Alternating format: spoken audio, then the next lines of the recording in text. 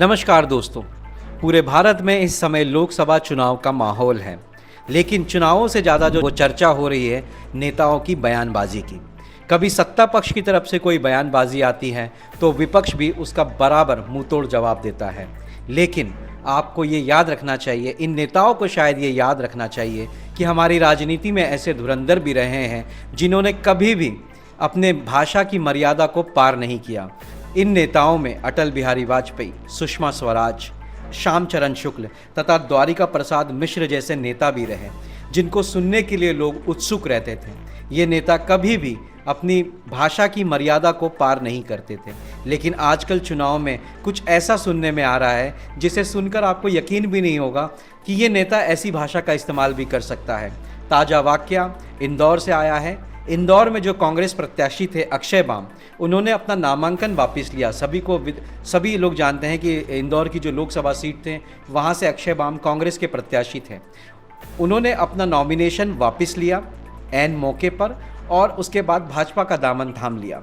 इससे कांग्रेस को इतना मौका ही नहीं मिल सका कि वो अपना दूसरा कैंडिडेट भी वहाँ डिक्लेयर कर पाता। नतीजा शायद वहाँ से भाजपा की एक तरफा जीत होगी। इससे कांग्रेस के जो प्रवक्ता है के मिश्र, वो इतने आहत हो गए, उन्होंने अक्षय बाम की तुलना वैश्या शब्द से की। अब के मिश्रा को ये कौन बताए कि एक वैश्या कौन होती है। वैश्या की भी एक अपनी दुख, दर्द और तकलीफ होती है, जिसके कारण वो इस तरह का प्रोफेशन या इस तरह का काम चुनती है। लेकिन उसके उस काम को, उस प्रोफेशन को मजाक उड़ाना, उससे किसी की तुलना कर लेना, कहीं ना कहीं ये घटिया राजनीति का स्तर है जो के मिश्र ने प्रस्तुत किया। अब ये तो के मिश्रा से पूछना चाहिए कि जो उन्होंने इस शब्द का इस्तेमाल किया वो कहना क्या चाहते थे। या वो तो ये कहना चाहते थे कि वैश्याएं जो होती हैं, वो जो काम करती हैं वो बहुत घटिया होता है, या वो ये कहना चाहते थे कि वैश्या जो है उनकी हमारे समाज में जगह ही नहीं है। ये जो महिलाएं हैं, ये महिलाएं किसी परिस्थितिवश इस तरह के प्रोफेशन में आती हैं।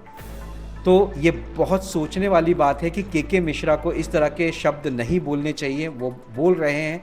और इस सूची में सिर्फ के मिश्र ही नहीं है।